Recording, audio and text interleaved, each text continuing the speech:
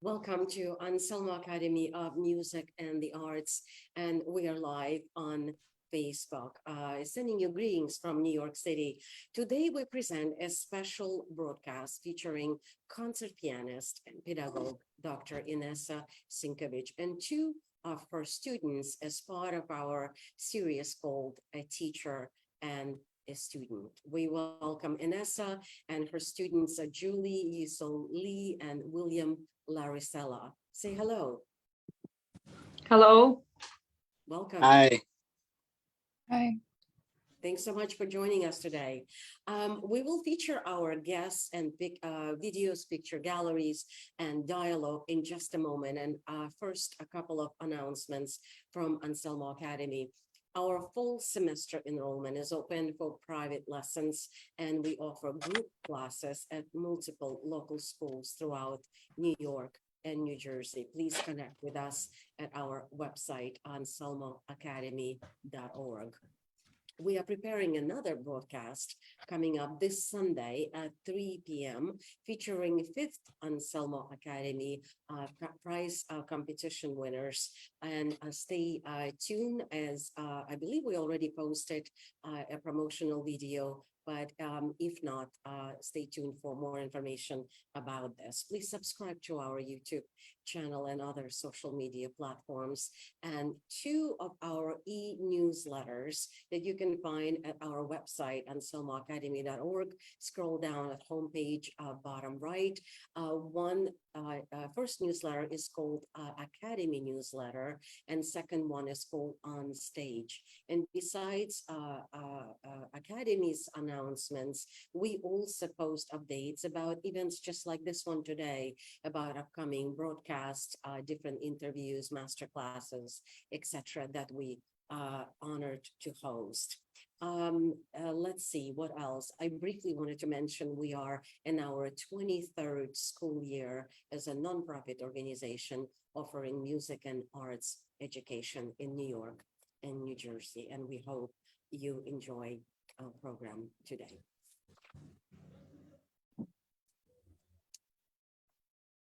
And by the way, you just heard Inesa performing Scarlatti Sonata in A minor, K54.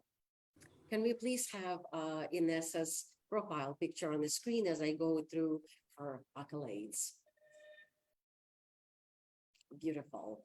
It's an honor, Inesa, to welcome you laureate of multiple awards, different competitions, your concert artist, and highly regarded pedagogue. Thanks so much for joining us today.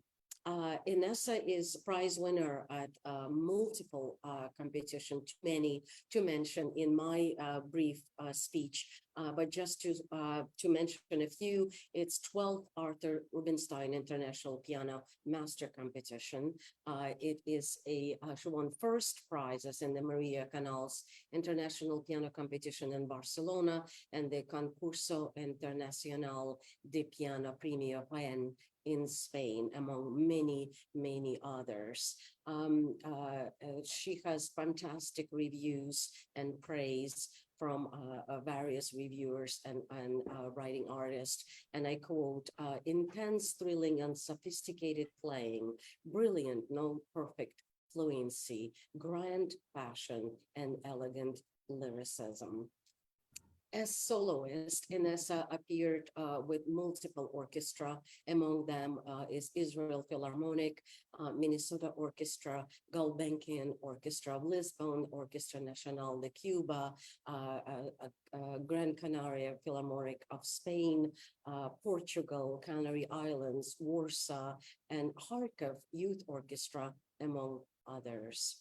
As recitalist and chamber musician and orchestra soloist, she performed at well-known venues around the world. Among them is Mann Auditorium in Tel Aviv, the Purcell Room in London's Royal Festival Hall, the Minnesota Orchestra Hall, the Palau de la Música Catalana, and Barcelona, and then Hong Kong, Beijing, Madrid, Hall of Ukraine, and Lisbon, among many others. And her recent performances included appearance at Carnegie Hall, Wild Recital Hall, and Merkin Concert Hall in New York. Inesa appeared live on various radio stations. Among them is WFMT Chicago, Call Israel, Classical, WETA Washington, the RDP Portugal, and many others. She also performed at the Israeli Presidential Conference in 2008 in Jerusalem for US President George W. Bush and Israeli President Shimon Peres. Inesa is guest faculty at multiple international festivals and also is a judge in multiple competitions. Ukrainian-born Inesa Sinkevych began her piano studies at the Kharkov Special Music School in her native Ukraine with Professor Viktor Makarov, and later studied with Alexander Volkov at the Rubin Academy of Music in Tel Aviv. A scholarship from the America-Israel Cultural Foundation enabled her to further her studies with Professor Solomon Mikovsky in the United States, where she received her Master of Music degree at the Chicago College of Performing Arts and her Doctor of Musical Arts degree at Manhattan School of Music, where she served on the faculty at the pre-college and also Manhattan School of Music College, where she now also is a co-head and the piano department. And next, we're going to hear an excerpt of Inesa's performance of Prokofiev Sonata number 6. Take a look.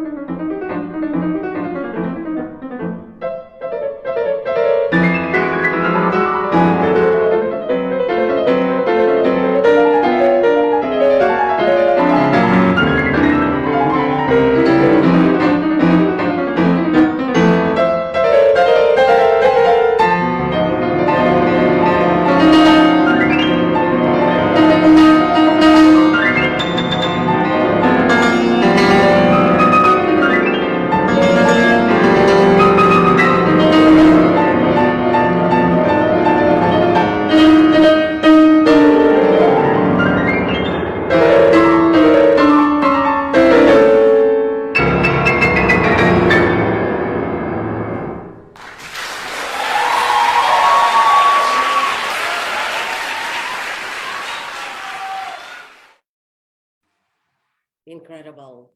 All right, Inesa, we have sent you some questions and would love for you to share a little bit your story and your compassion and your talent, not only with us, of course, today, but with the wide audience that we will share it with. So my first question, share stories from your childhood and your adolescent years, your influences, your passions, your struggles, etc. Go ahead. Yeah, first of all, thank you so much for your warm introduction, and thank you for inviting. Such an honor to be here. I've been associated with the Piano School of New York and now Anselmo Academy at various capacity for the past 18 years. And it is truly a pleasure to be here. I was born in Ukraine, and I went to a regular music school at first. I was born in the city Dnipropetrovsk. So as I was thinking about your question, I went to special music school a little bit later when I was 13. But my early childhood, I don't come from parents of musicians. My mother is an engineer and my father was actually a pilot. And yeah.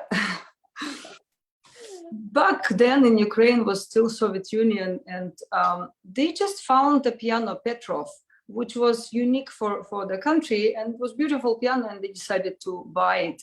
And my cousin, my older sister, she used to come to the house and play a little bit. She was not much of a pianist, but played few pieces, and I was so fascinated.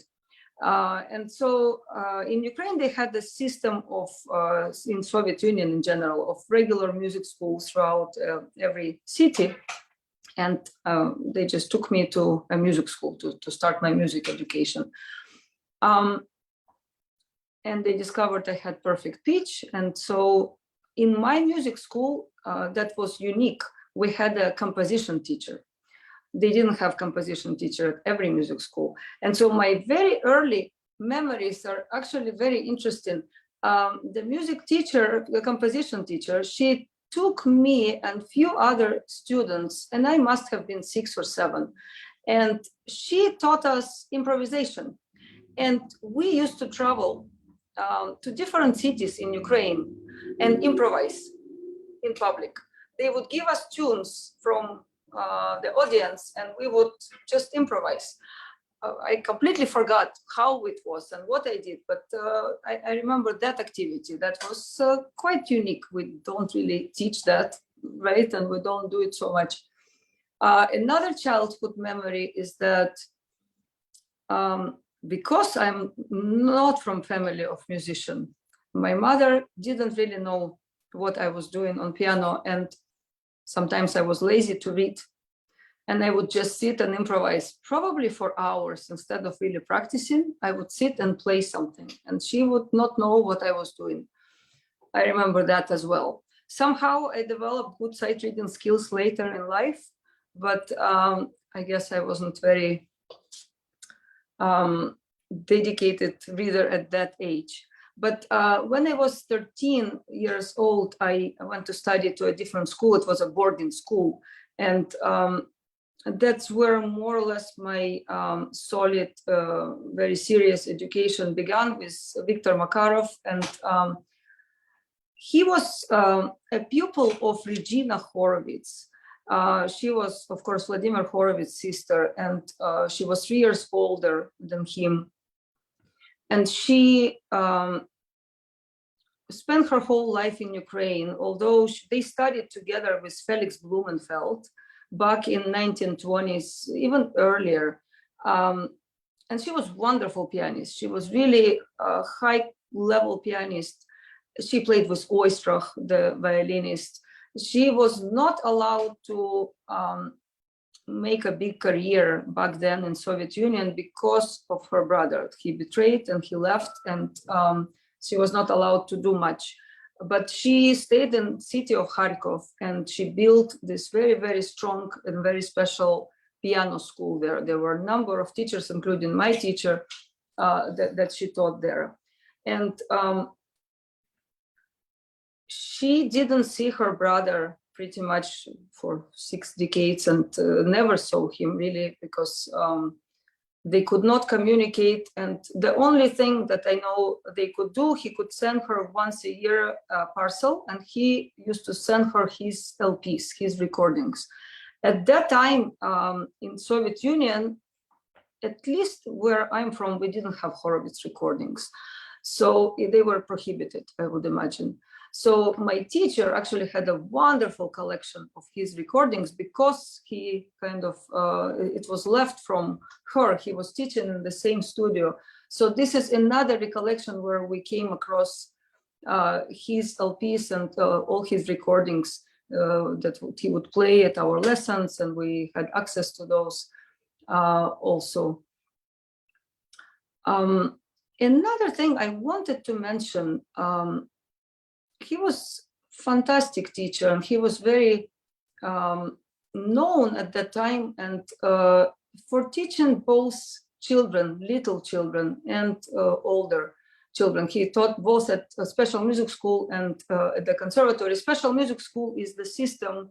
They had only 5 or 4 in Ukraine, and they had number of them in Russia, like Central Conservatory Special Music School in Moscow, where students study regular subjects together with musical subjects. So it's one school, and unfortunately they don't have this kind of system here in the US, except for the Kaufman Center, where they have special music school, only one that I know.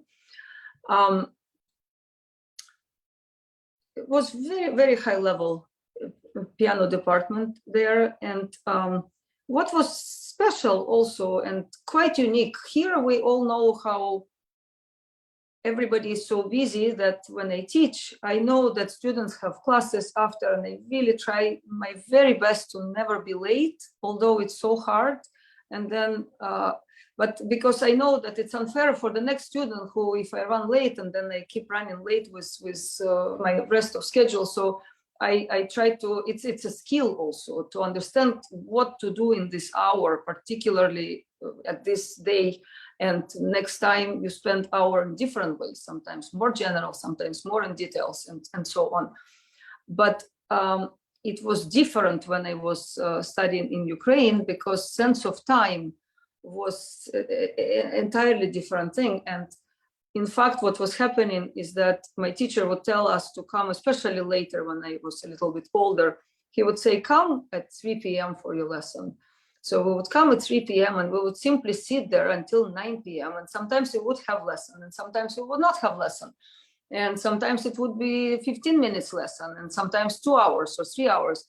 But I literally sat for years, and somebody might think it's a waste of time, but as I think about it, it's one of the most valuable experience for me is to sit through all his lessons of various levels for years and hours and watch how he built these musicians from really very, very young age. He wrote a very interesting book on pedagogy, and his method of developing a child from age 4 or 5, fascinating and very interesting. Among his students is Alexander Gavriluk, who won first prize at Rubinstein. He won Hamamatsu competition when he was 16, and then he won Rubinstein when he was 18 or 19. And I knew the boy since he was 5. I literally saw him growing like this in the studio. So I think these are very special memories and somewhat unique. I do think really we all have our own path, and that's why it's unique and important. And so that maybe answer partially to your question, because there must be many more. This is from childhood. Memories, growing up in Russia as well. So next question, what was that moment that you knew you're going to be a pianist?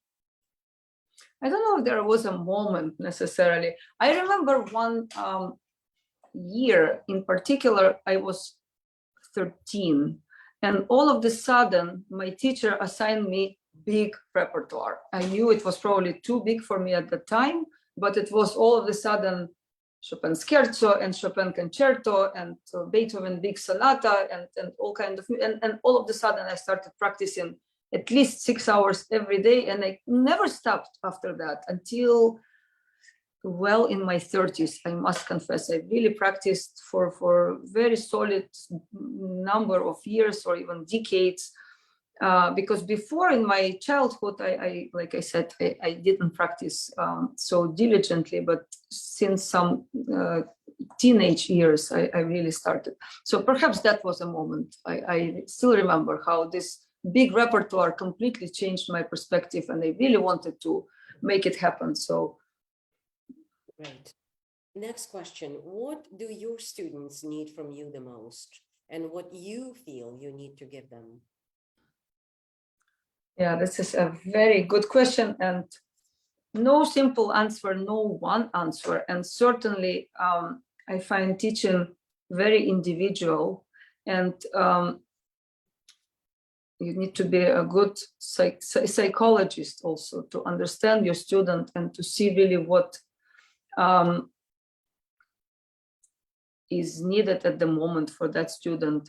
I think my role as a teacher is to develop their potential to the most. And by that, I mean many different elements and many different things, starting from literally developing their pianistic ability and their scope as musician, and preparing them for performances, preparing them for their future career, and all of this together. So I see it as very much my role. I also see that they might need, and they probably do need, reassurance and validation, and they really need it from the teacher. And I think it's very important to know when to give it, and because it's this trust between teacher and student, it builds early on, and it's very important. And I remember myself and my relationship with teachers and how that was important. I can say that there could be disconnect in what student might think I need to give them and what I think I need to give to student. And again, it's very individual cases. Everybody is very different. But I often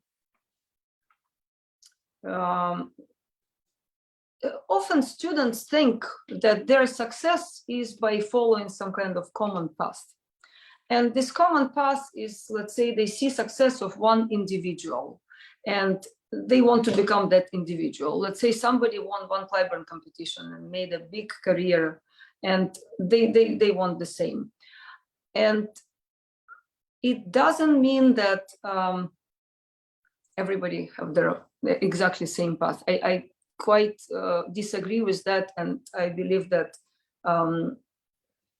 everybody have absolutely unique path and unique success and idea of success and what is success for them. And things that might work for somebody will not work for somebody else. And so often I have students who, for example, just start studying with me and they come and tell me, my goal is to go to one Clyburn competition. Literally, I mention it because this is what people say, or I want to go to Chopin competition.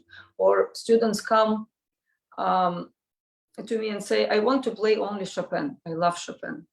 And so my role as a teacher wouldn't be to support student and tell them, of course, we're gonna just work on Chopin because that's what you want to do, or to look at their repertoire and see that perhaps they have a lot of Chopin in their repertoire and nothing from 20th century, and know this chunk of repertoire that is first half of 20th century, that modernist repertoire, or no Baroque repertoire, or absolutely no contemporary repertoire.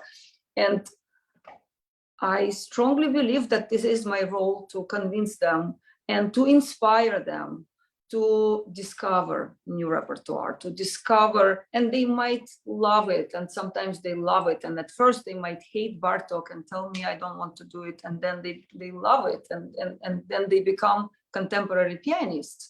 So I think this is where it's important for me to really put my foot down and say, because they're at school and they're there to explore and they're there to learn, and this is where the disconnect initially might be, but often students go alone, and like I said, they really learn to love more and to explore and to enlarge their musical scope. And this is where the beauty is, really, because I do believe that as we are all individuals, at some point in our life, we do discover that we like Schubert more than Liszt, for example, and we have more affinity towards some music than other. But at some age, when students are 18 and 16 and 19, they really need to play everything. They need to play everything in order to discover that. So I think this is important, to often go against students' wishes, to show them what is there, really, because we have such a vast repertoire and so much to discover. Great answer. Thank you. Next question. What is your definition of success? I mentioned a little bit success in my previous answer. I do think success is different thing for different people, and sometimes success is viewed really like one thing. You win one library competition, you are successful. But in our profession, there's so many ways to be successful. I think success is when you truly enjoy what you do, you're truly inspired, and you truly want to do what you do, and you want to contribute what you can contribute the best. And I think if you find yourself in that field, living your life like this is true success. Because like I said, in our profession, we can play chamber music and become very successful. You might never know what you will do in life. Some people become super successful going into opera company, for example, and a company that met and having beautiful lives and very rich musically, working with exceptional singers, best singers, and they never might have envisioned themselves doing that. For example, they always think solo career is, and it's really not true. And sometimes solo career is a lot of traveling, and maybe not everybody like it. And it's really a definition that is, it could be different for different people. Great. And last question, what do you feel you must still accomplish in life? What is important still to do that you haven't maybe done? That's also such a broad question that is hard to answer, because I don't think there is one thing in particular that I have in mind. But I so much enjoy what I'm doing now, so I wish I had more hours in a day. That's maybe the only thing I actually really wish for, because I want to practice more and perform more, and I also have family, so I have to manage all my responsibilities. So I very much enjoy collaboration. So I would like to collaborate more, performing with different artists. On another scope of things, I believe in developing of technology, believe it or not, and development of stereo piano, and possibilities it gives us are tremendous. So I am very interested in these ideas of master classes or even lessons around the globe that they don't have capacity yet. You know what a stereo piano is? The piano that plays with exactly same sensitivity. You play in one place and it plays at a different part of the globe. So for now, it can play live only one way, but they're working on it. Soon it will be able to play live back and forth. So it gives us completely different, I think, possibilities. It's very interesting for me what might happen. Blending arts, what is happening now is in modern arts and music. This is also a big interest for me. Blending visual arts and music and poetry, and creating some concerts like this. And perhaps the last thing is reaching out to parts of the world we don't think as much about classical music, and maybe some kind of starting developing the seed there of musical education that can grow into even cultures like India, that they start as a huge country, and they largely uninterested in classical music, although this interest started developing. So cultivating those relationships was, it's very interesting. I think there is a lot of talent everywhere in the world that they're not aware of their talent even, right? Wonderful. We're now going to proceed to a picture gallery. And so as Josh puts your pictures through, please say a couple of words.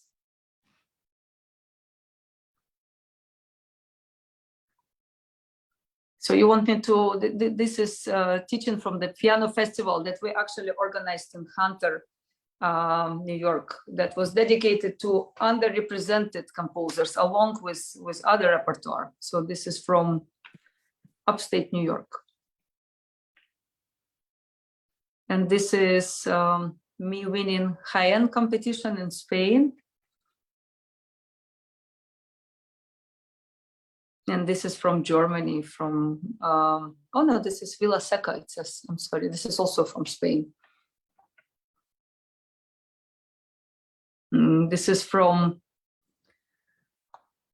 Panama. And actually this concert was so interesting because it was taking place in the mountain, not in Panama City, but outside, and they have very high winds. And it was a huge space, big church where I was playing, and the light went off. I was playing Barcarolle, Chopin Barcarolle, and the light went off, and they kept playing, and they heard a little bit applaud, and they kept playing.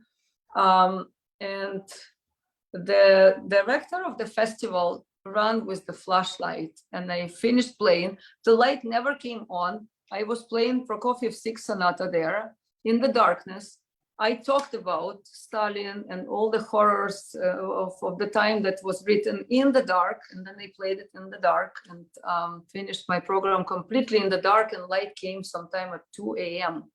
So that was also somewhat memorable experience. And this is in China with Alexandra Belyakovich, who is Belarusian. So we traveled together, performed together. And this is with cellist Misha Quint. We had some concerts at Weil Recital Hall. This is one of the posters. And this is my Schubert CD cover. And this is faculty recital from Manhattan School of Music.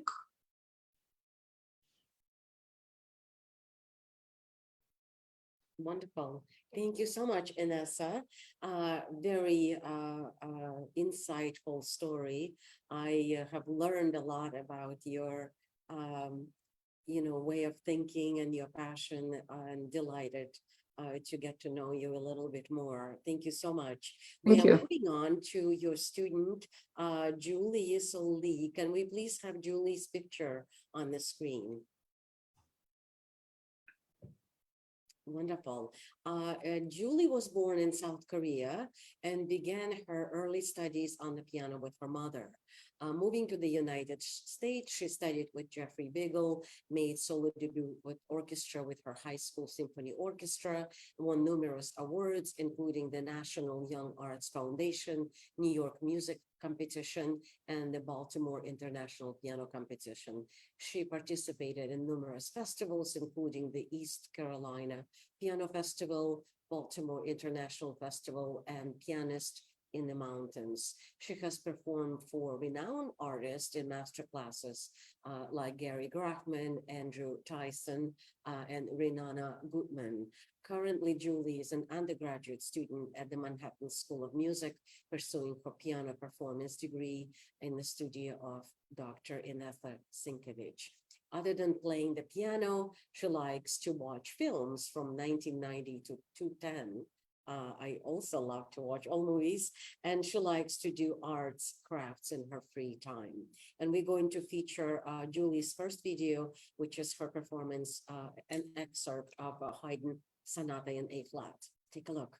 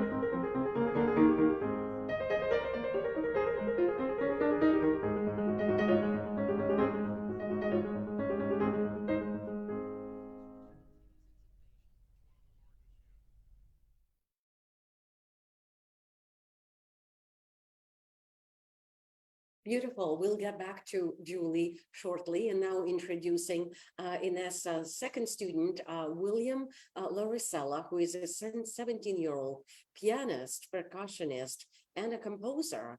Can we please have his picture on the screen as I go through his accolades? William began piano lessons at the age of 5 and percussion lessons at 9. He attended Juilliard Pre-College and Manhattan School of Music Pre-College and currently studying piano with Dr. Inesa Sinkevych at Manhattan School of Music Pre-College. He studies percussion with Richard Albagli, the principal percussionist with the Albany Symphony Orchestra. William won multiple prizes and awards. I'm only going to mention a few. We, by the way, going to post all our guest bios in the comments so you can read it in full detail. So William won first place prizes in the 2023 and 2020 ESYO Lois Lyman Concerto Competition, the 2022 Manhattan School of Music Pre-College Philharmonic Piano Concerto Competition, and 2022 CDCYM Chopin Competition, master level category, the 2022-2021 Lucerne Music Center International Senior Concerto Competition, among many others. He was finalist in 2023 solo piano competition at Brevard Music Center, and William placed second in the UL Wade Scholarship competition as well. William was featured on PBS at the WMHT Classical Student of the Month in 2019. William is member of the Empire State Youth Orchestra, Symphony Orchestra, and the ESYO Youth Percussion Ensemble. He also participates in his high school wind ensemble band, orchestra, jazz band, and percussion ensemble. But today we mostly feature him as a pianist, and we're going to first showcase his performance of Brahms' Piano Sonata No. 2. Take a look.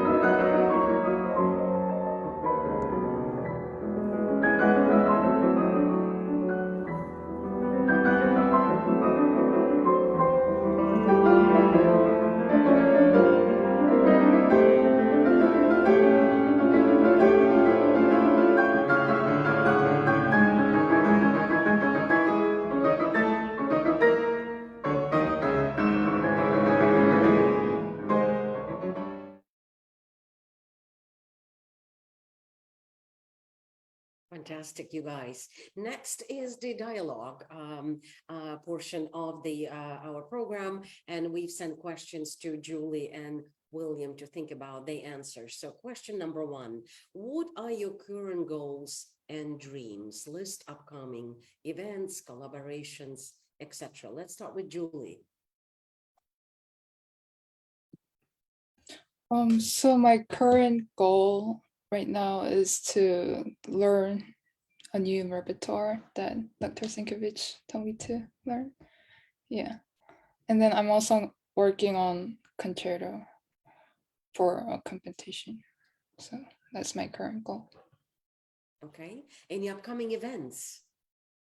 Not really. Okay. Okay, great. William.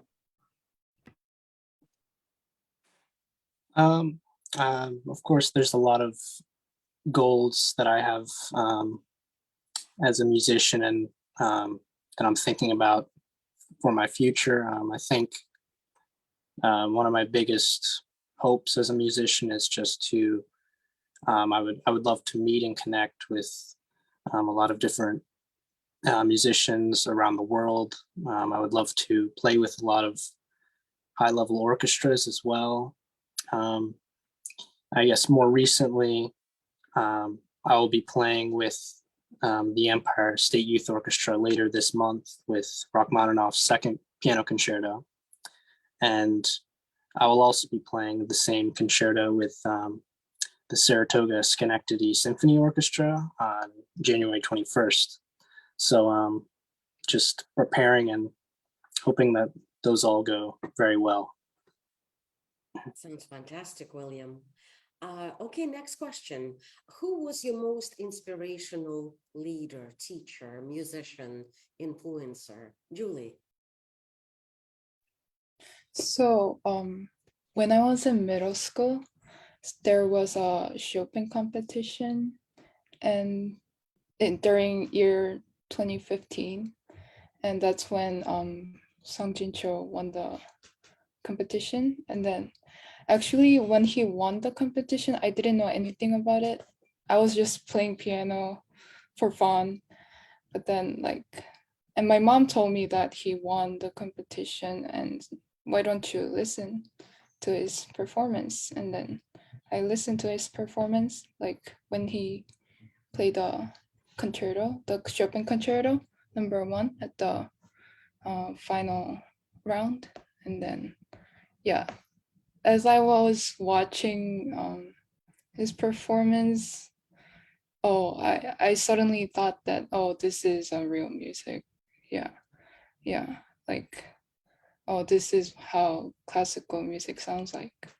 Because back then I like really didn't know how I can enjoy classical music. I just played piano for fun because my mom also plays it.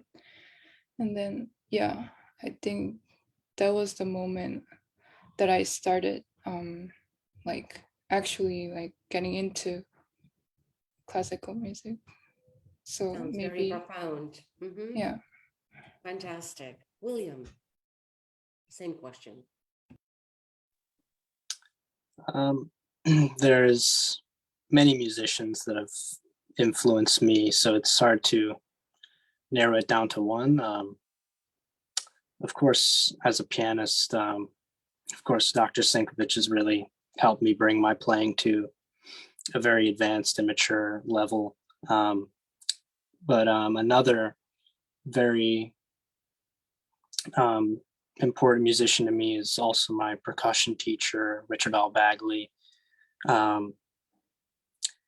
He just really spends a lot of time with me, and I think throughout my lessons, I can really see his genuine passion and dedication to everything he does. He's not only passionate about percussion, but he's incredibly passionate about all classical music, and just all the time that he puts into it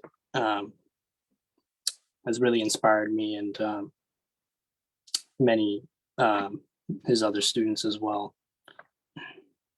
Sounds great. Thank you. Next question. What do you feel classical music brings to the modern society? What the world would be without it? William. Um, I think that classical music, um, it gives us certain musical portraits of times in history, and it also just expands our knowledge of a lot of just masterpieces and from the past that I think we shouldn't forget. I think classical music and music in general, it offers a way for us to express ourselves in a very significant way. Um, and I think it can also connect with people because of um, the certain, I guess, emotions that all these composers put into their works.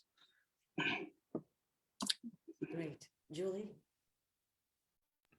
Yeah, I also agree how William just talked about how music in general brings to the world and the society. I think it gives a room, a place for each one of us that listens to classical music or just music in general to like get out from the reality and then go into a new world of this classical music world, because there's a lot of history inside the classical world compared to like other genre. And yeah, it's always like fascinating to get to know about those history. And also it's a type of language, how a lot of people say that it's a type of language that we can communicate each other through music. Yeah, I think that's how it affects society. Great. Thank you. And the last question, what do you like most about being a musician? How do you feel it benefits you? William? I think one of my favorite things about being a musician um, is just the act of performing for others in the way that you can express yourself through many different classical works, and then also um, translate that to the audience. And I think it also um, feels great when people come to me after a performance and say that they really enjoyed the music and it made their day a little bit better. I think that shows that music has a very unique and powerful way to move people and just generally make a very positive impact in the world. And I would love to just contribute to that change with music. Wonderful. Julie? I think personally what music benefits me is that like just fact that I can just play the music that I really like. Yeah, just that itself, I think that is a benefit to me. And maybe to society, I think like as how William said, those for musicians, I think those comments that people give to us is very motivating and very inspiring to be able to continue what we do. Yeah, that's it. Sounds great, you guys. Thanks so much. Next, we're going to have Julie's picture gallery.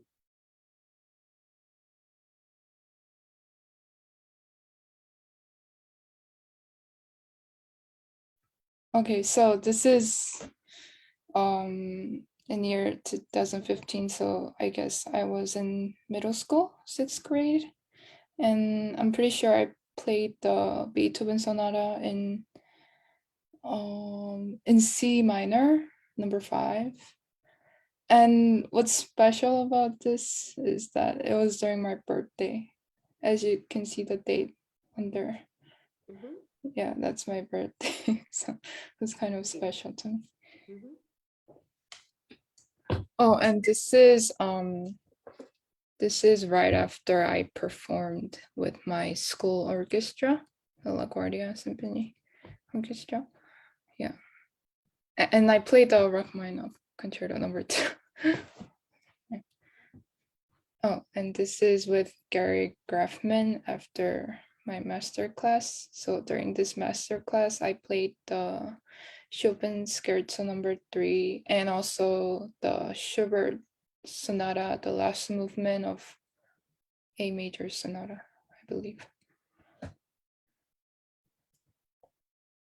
Oh, and this is my middle school jazz band. So what's very special about this is that like whenever we would always like go out to perform, like our band teacher, he bought us pizzas.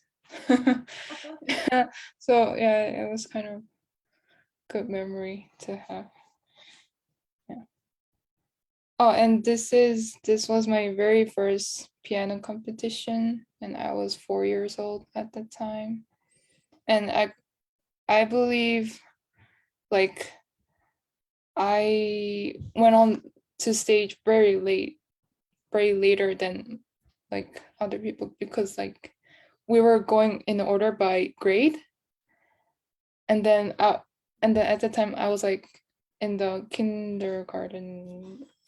I don't know how to the category. So yeah, like I was like after the second grader performed, and that was because I didn't want it to go on stage and play the piano. I was so scared at the time, but yeah, I got a prize from this competition. It's a good, yeah, very memorable. Oh, and this was like during my high school year. Like I think the second period was my free time when I could just do anything I want. And then like I would always go to the basement and then practice there. And it's a Steinway piano. Oh, and this was when I was 6 or 7. And I think it was the first time that I got a first prize. First prize from a competition. Yeah. And then what's memorable is that I was wearing a skirt inside the dress. So that memory, yeah, I still remember. And this was from Sung Jin Cho's recital. Yeah, as I said it, he's one of my favorite musicians, pianists. Wonderful. And we're going to now play Julie's second video performing Chopin Scherzo number 3. Take a listen.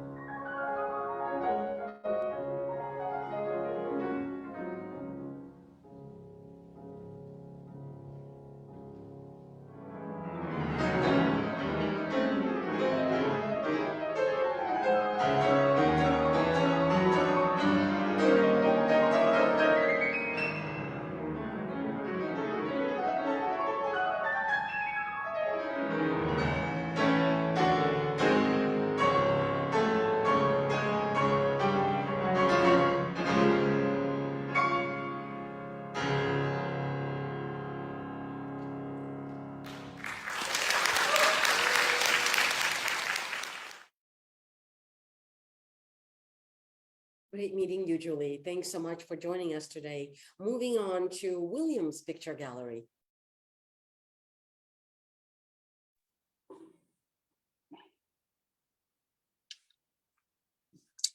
So this is from the video you saw previously. I was just at Brevard Music Center, and I was a finalist in the solo piano competition they held towards the end of the festival.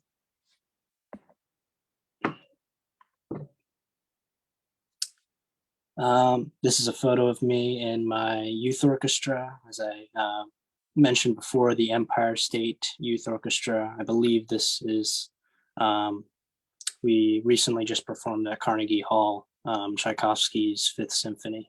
So, and that was I think that was the overture. Yeah.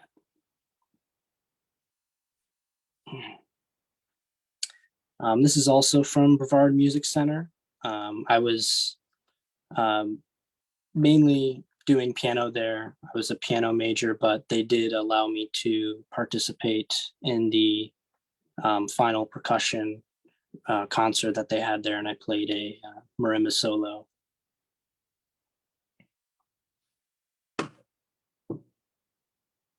This is just a photo of me professionally taken at my marimba.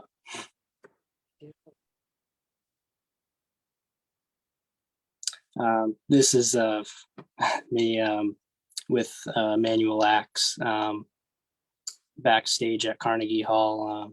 We were sitting with a friend of ours who was actually a friend of Emmanuel Axe, and he generously allowed us to come backstage and meet him. And I actually later had an online lesson with Emmanuel Axe a while ago, but yeah, just very nice man. And yeah, Fantastic musician. Yeah.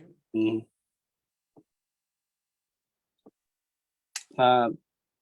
So here I every year or so we go down to California for my great grandmother's birthday. I believe she's 102 now, so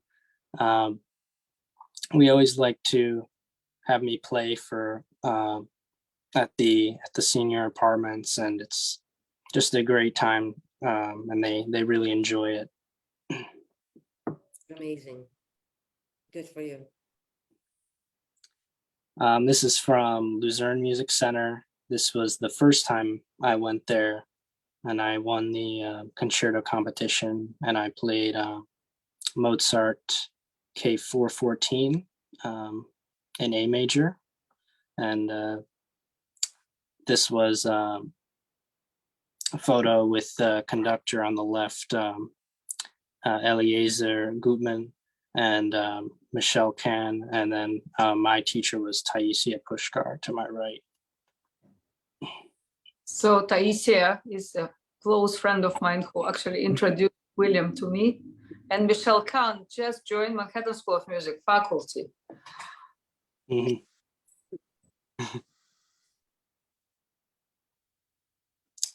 And this is, as you saw before, professional photo I took at the piano.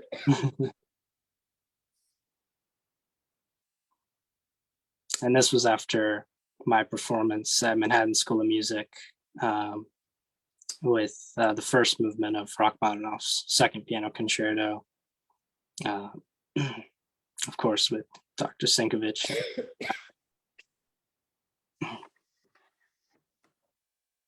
Wonderful. Thank you, William. We're now going to play next video, William performing Rachmaninoff Piano Concerto. Take a look.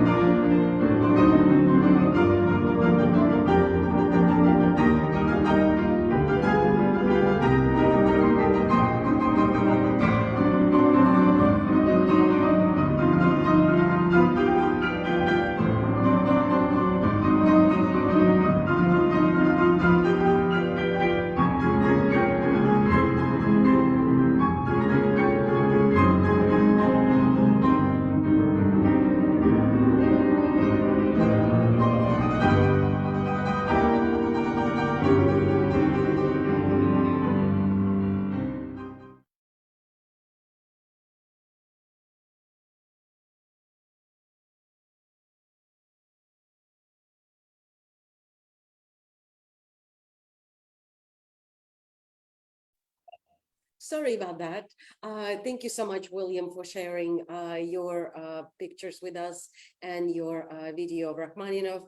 And we are going to close our program with Inesa performing Schubert Hungarian Melody. Take a listen.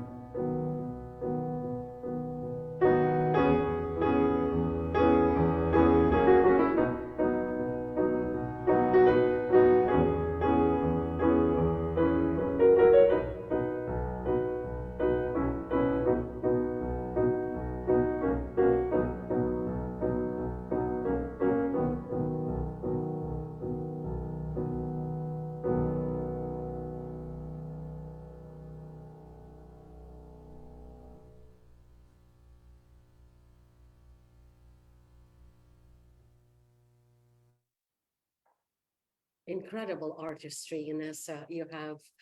Thank you so much to you and to your students, Julie and William, for joining us today. It was delightful meeting you, and great honor to have you join our program. We wish you success in all your future endeavors, and please keep in touch. Please send us invitations to your concerts. We'd love to share that information and have our students maybe attend. So we would appreciate you keeping in touch. And thanks so much to everyone for watching. Take care.